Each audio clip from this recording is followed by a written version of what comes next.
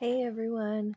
I recently purchased the book The Myth of Normal and its corresponding workbook. Uh, and my intent is to read it in approximately half-hour increments while interjecting my thoughts as I go along. When I get to the end of each chapter, I'll go through the workbook pages relating to that chapter and let you know my thoughts and feelings as I make my way through the myth. I'd like to invite anyone listening to also share their reactions in the comments, and we may have intermittent videos discussing the discussions. And I'd also love to hear anyone's suggestions on how to improve this experience for everyone. So without further ado, here we go. Chapter 1. The Last Place You Want to Be. Facets of Trauma. It's hard to imagine the scope of an individual life without envisioning some kind of trauma, and it's hard for most people to know what to do about it. That's a quote by Mark Epstein, The Trauma of Everyday Life. Picture this. At the tender age of 71, 6 years before this writing, your author arrives back in Vancouver from a speaking jaunt in Philadelphia. The talk was successful, the audience enthusiastic, my message about addiction and trauma's impact on people's lives warmly received. I have traveled in unexpected comfort, having been upgraded to the business class cabin, thanks to a courtesy from Air Canada. Descending over Vancouver's pristine sea-to-sky panorama, I am a regular little Jack Horner in my corner of the plane, suffused with a "what a good boy am I" glow.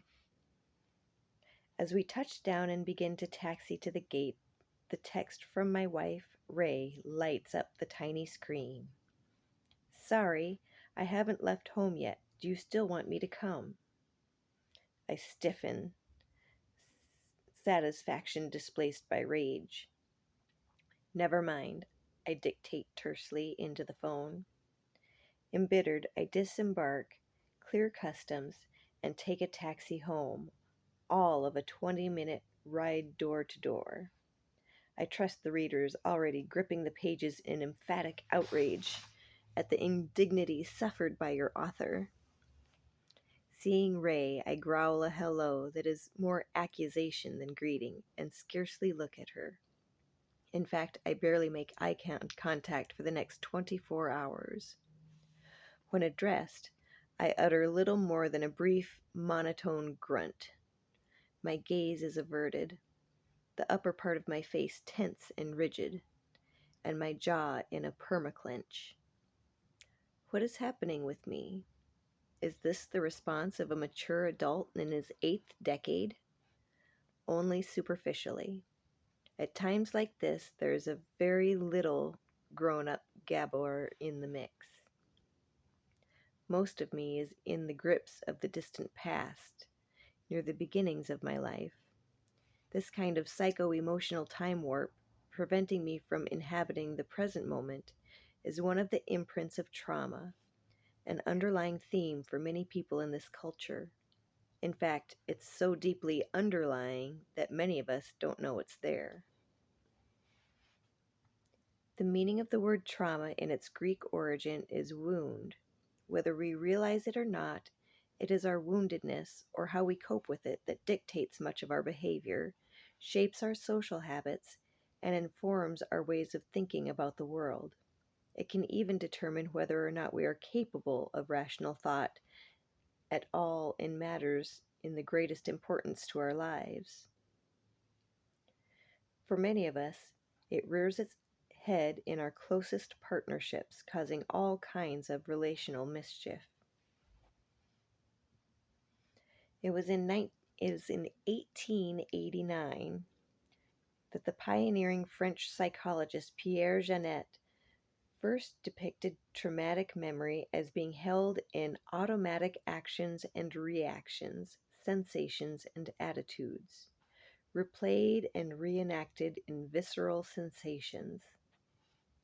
In the present century, the leading trauma psychologist and healer, Peter Levine, has written that certain shocks to the organism can alter a person's biological, psychological, and social equilibrium to such a great degree that the memory of one particular event comes to taint and dominate all other experiences, spoiling an appreciation of the present moment. Levine calls this the tyranny of the past.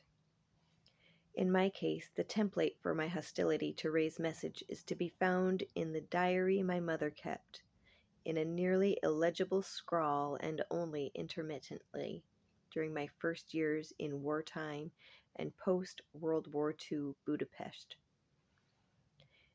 In the following, translated by me from the Hungarian, is her entry on April 8th, 1945, when I was 14 months old.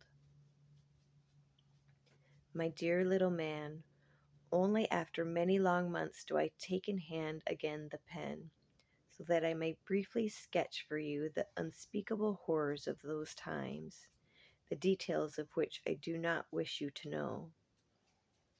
It was on December 12th that the crossed arrows forced us into the fenced-in Budapest ghetto, from which, with extreme difficulty, we found refuge in a Swiss-protected house. From there, after 2 days, I sent you by a complete stranger to your Aunt Viola's, because I saw that your little organism could not possibly endure the living conditions in that building. Now began the most dreadful 5 or 6 weeks of my life, when I couldn't see you. I survived thanks to the kindness and courage of the unknown Christian woman to whom my mother entrusted me in the street, and who conveyed me to relatives living in hiding under relatively safer circumstances. We reunited with my mother after the Soviet army had put the Germans to flight. I did not so much as look at her for several days. The great 20th century British psychiatrist and psychologist John Bowlby was familiar with such behavior. He called it detachment. At his clinic he observed 10 small children who had to undergo prolonged separation from their parents due to uncontrollable circumstances. On meeting mother for the first time after days or weeks away, every one of the children showed some degree of detachment, Bowlby observed. 2 seemed not to recognize the mother. The other 8 turned away or even walked away from her. Most of them either cried or came close to tears. A number alternated between a tearful and expressionless face. It may seem counterintuitive, but this reflexive rejection of the loving mother is an adaptation. I was so hurt when you abandoned me, says the young child's mind, that I will not reconnect with you. I don't dare open myself up to that pain again. In many children, and I was certainly one, early reactions like these become embedded in the nervous system, mind, and body, playing havoc with future relationships. They show up throughout the lifetime in response to any incident even vaguely resembling the original imprint, often without any recall of the inciting circumstance. My petulant and defensive reaction to Ray signaled that old, deep brain emotional circuits, programmed in infancy, had taken over while the rational, calming, self-regulating parts of my brain went offline. All trauma is proverbial, the psychiatrist Bessel van der Kolk has written. His statement is true in 2 senses. First, the psychic wounds we sustained are often inflicted upon us before our brain is capable of formulating any kind of verbal narrative, as in my case. Second, even after we become language endowed, some wounds are imprinted on regions of our nervous system having nothing to do with language or concepts. This includes brain areas, of course, but the rest of the body as well. They are stored in parts of us that words and thoughts cannot directly access. We might even call this level of traumatic encoding subverbal. As Peter Levine explains, conscious, explicit memory is only the proverbial tip of a very deep and mighty iceberg. It barely hints at the submerged strata of primal implicit experience that moves us in ways the conscious mind can only begin to imagine. To her credit, my wife will not allow me to get away with pinning the entire blame for my arrival gate hissy fit on Nazis and fascists and infant trauma. Yes, the backstory merits compassion and understanding, and she has given me an abundance of both, but there comes a point when Hitler made me do it won't fly. Responsibility can and must be taken. After 24 hours of the silent treatment, Ray had had enough. "Oh, knock it off already," she said, and so I did. A measure of progress and a relative maturation on my part. In times past, it would have taken me days or longer to knock it off, to drop my resentment, and for my core to unfreeze, my face to relax, my voice to soften, and my head to turn willingly and with love toward my life partner. My problem is that I am married to someone who understands me. I have often grumbled, only partly in jest. Really, of course, my great blessing is to be married to someone with healthy boundaries, who sees me as I am now, and who will no longer bear the brunt of my prolonged and unplanned visits to the distant past.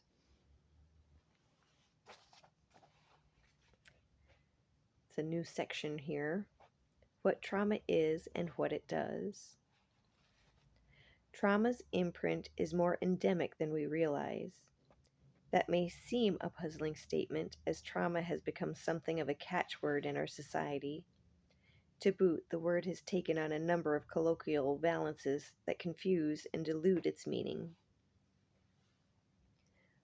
A clear and comprehensive reckoning is warranted, especially in the field of health, and since everything is connected, in virtually all other societal domains as well. The usual conception of trauma conjures up notions of catastrophic events, hurricanes, abuse, egregious neglect, and war. This has the unintended and misleading effect of regulating trauma to the realm of the abnormal, the unusual, the exceptional. If there exists a class of people we can call traumatized, that must mean that most of us are not. Here we miss the mark by a wide margin. Trauma pervades our culture, from personal functioning through social relationships, parenting, education, popular culture, economics, and politics. In fact, someone without the marks of trauma would be an outlier in our society. We are closer to the truth when we ask, where do we each fit on the broad and surprisingly inclusive trauma spectrum? Which of its many marks has each of us carried all or most of our lives, and what have the impacts been? And what possibilities would open up were we to become more familiar, even intimate with them? A more basic question comes first. What is trauma?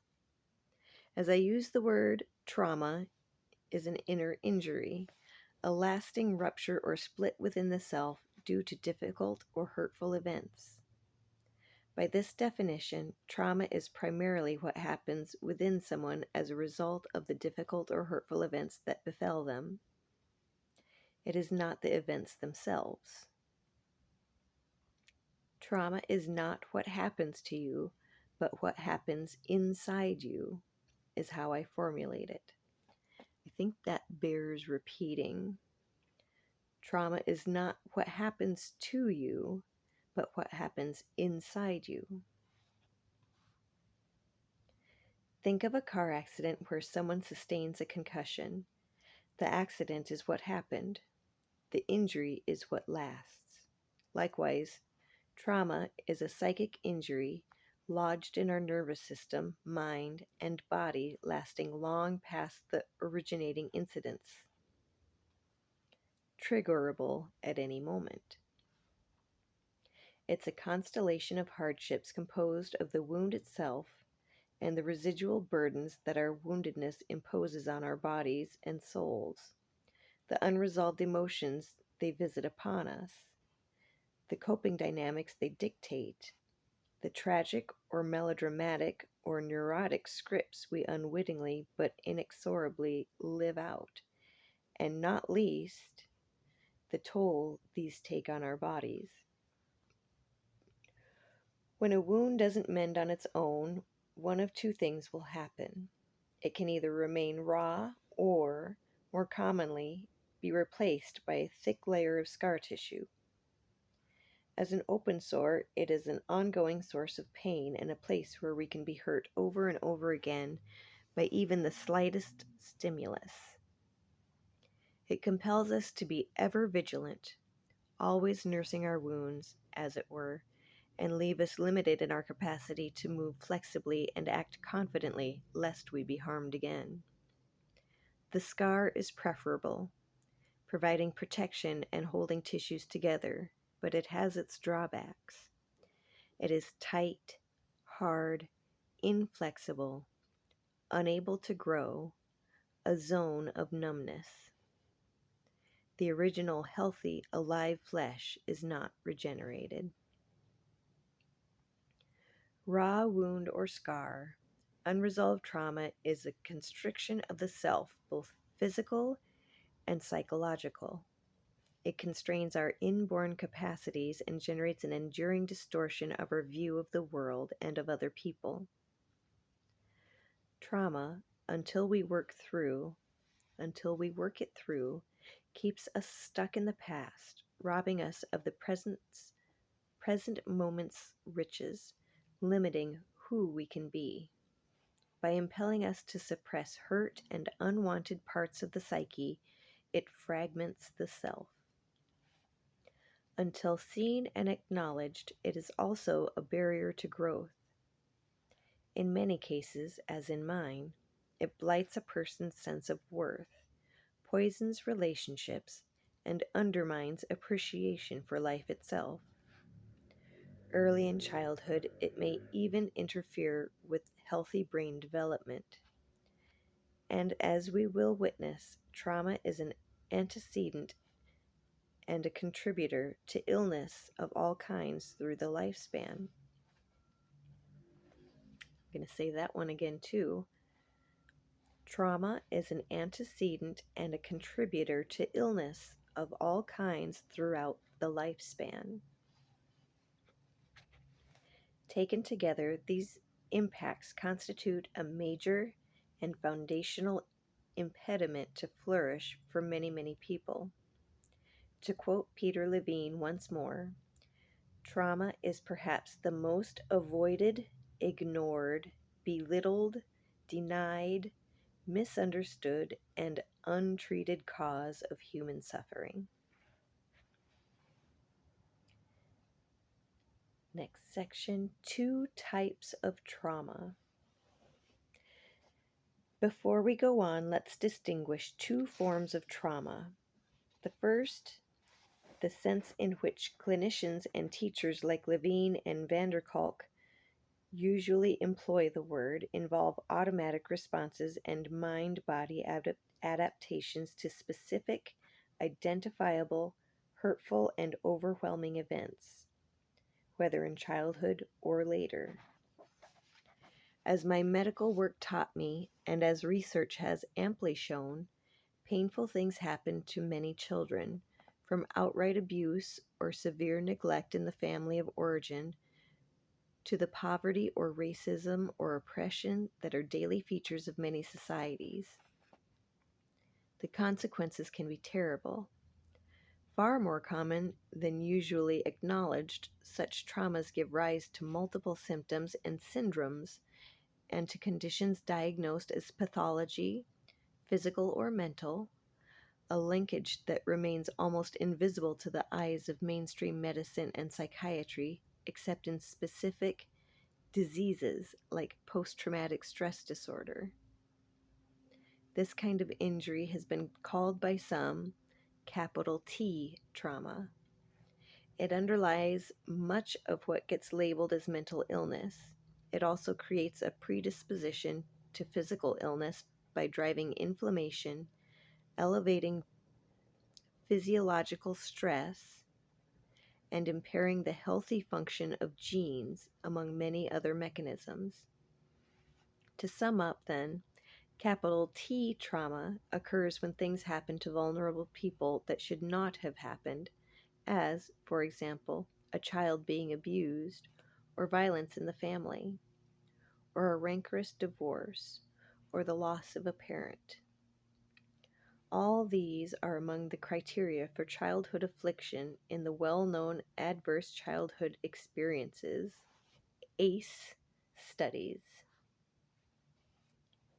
Once again, the traumatic events themselves are not identical to the trauma, the injury to self, that occurs in their immediate wake within the person. There is another form of trauma, and this is the kind I am calling nearly universal in our culture, that has sometimes been termed small t trauma. I have often witnessed what long-lasting marks seemingly ordinary events, what a seminal researcher poignantly called the less memorable but hurtful and far more prevalent misfortunes of childhood, can leave on the psyches of children. These might include bullying by peers, the casual but repeated harsh comments of a well-meaning parent, or even just a lack of sufficient emotional connection with nurturing adults. Children, especially highly sensitive children, can be wounded in multiple ways. By bad things happening, yes, but also by good things not happening, such as their emotional needs for attunement not being met, or the experience of not being seen and accepted, even by loving parents. Trauma of this kind does not require overt distress or misfortune of the sort mentioned above, and can also lead to the pain of disconnection from the self, occurring as a result of core needs not being satisfied. Such non-events are what the British pediatrician D.W. Winnicott referred to as nothing happened when something might profitably have happened, a subject we will return to when we consider human development. The traumas of everyday life can easily make us feel like a motherless child, writes psychiatrist Mark Epstein. If, despite decades of evidence, big T trauma has barely registered on the medical radar screen, small t trauma does not even cause a blip. Even as we make this distinction between big T and small t traumas, given the continuum and broad spectrum of human experience, let's keep in mind that in real life the lines are fluid, are not easily drawn, and should not be rigidly maintained. What the two types share is succinctly summarized by Bessel van der Kolk. Trauma is when we are not seen and known. Although there are dramatic differences in the way the two forms of trauma can affect people's lives and functioning, the big T variety in general being far more distressing and disabling, there's also much overlap. They both represent a fracturing of the self and one's relationship to the world. That fracturing is the essence of trauma. As Peter Levine writes, trauma is about a loss of connection to ourselves, our families, and the world around us. This loss is hard to recognize because it happens slowly over time. We adapt to these subtle changes, sometimes without noticing them. As the lost connection gets internalized, it forges our view of reality. We come to believe in the world we see through its cracked lens. It is sobering to realize that who we take ourselves to be and the ways we habitually act including many of our seeming strengths, the least and the most functional aspects of our normal selves, are often in part the wages of traumatic loss. It may also be disconcerting for many of us to consider that, as happy and well adjusted as we think ourselves to be, we may fall somewhere on the traumatic spectrum, even if far from the capital T pole. Ultimately, comparisons fail. It doesn't matter whether we can point to other people who seem more traumatized than we are, for there is no comparing suffering. Nor is it appropriate to use our own trauma as a way of placing ourselves above others. You haven't suffered like I have. Or as a cudgel to beat back others' legitimate grievances when we behave destructively. We each carry our wounds in our own way. There is neither sense nor value in gauging them against those of others. I think I will stop the video here. I really like the way he defines the two types of trauma, and I'm excited to see what happens next. The next section is called What Trauma Is Not. So let me know how this went, and I'll see you in the next one.